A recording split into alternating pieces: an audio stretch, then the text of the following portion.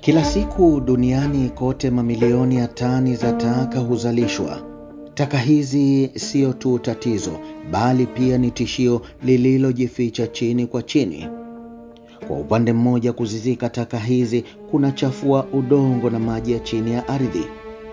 Kwa upande mwingine, kuzichoma kwa njia za kiasili husababisha uchafuzi wa hewa. Na mbaya zaidi, taka za kitabibu na za viwandani zikikosa kusimamiwa ipasavyo husababisha magonjwa makubwa zaidi kama saratani. Aidha, utunzaji wake huwafanya wananchi na serikali kubeba gharama kubwa. Changamoto hii ya kimataifa imekuwa ikijadiliwa kwa miongo kadhaa, lakini hadi muda mfupi uliopita hakukuwa na jibu kwa swali hili: jinsi ya kuharibu taka bila kuhamishia tatizo hilo sehemu nyingine.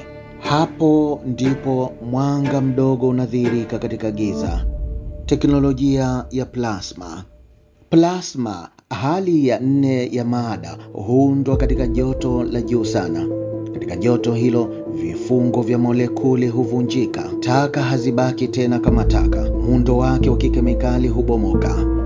Vimelea vya magonjwa huharibiwa kabisa, na kwa mbinu maalum kemikali hatari hubadilishwa kuwa misombo thabiti na isiyo na madhara. Kwa miaka mingi teknolojia hii ilikuwa mikononi mwa baadhi ya nchi za viwanda. Ilikuwa ngumu, ghali na vigumu kuibadilisha kwa matumizi ya ndani, hadi pale kundi la wahandisi na watafiti wa Kiirani walipoamua kubadilisha hesabu hii kwa manufaa ya mataifa huru.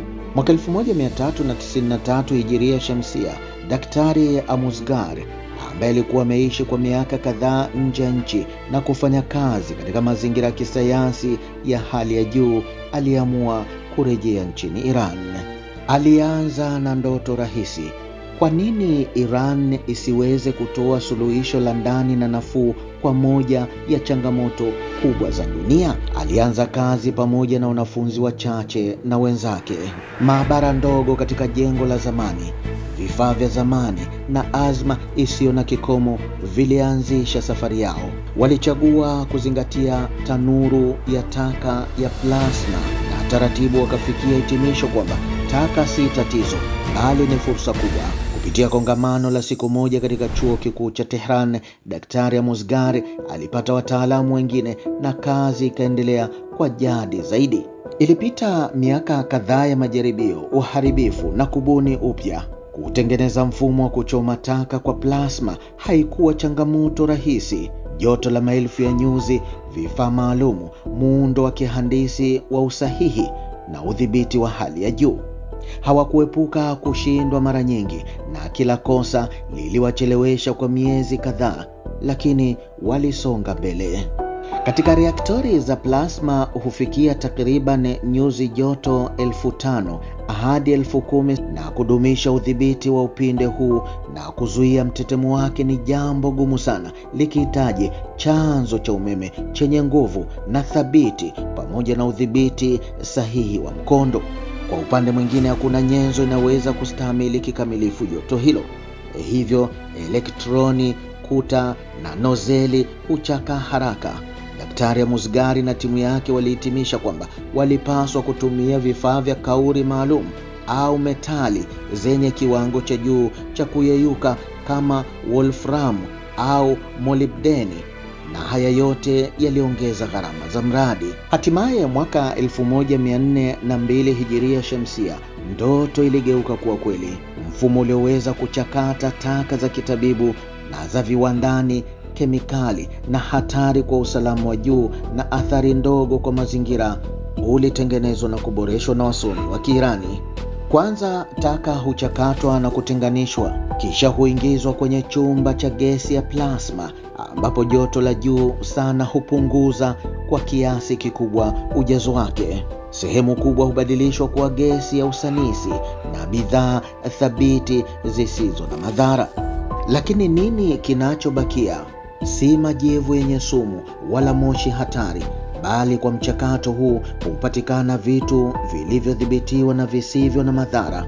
Lakini hadithi hii sio tu kuhusu kuondoa taka, pia kuna matokeo mengine.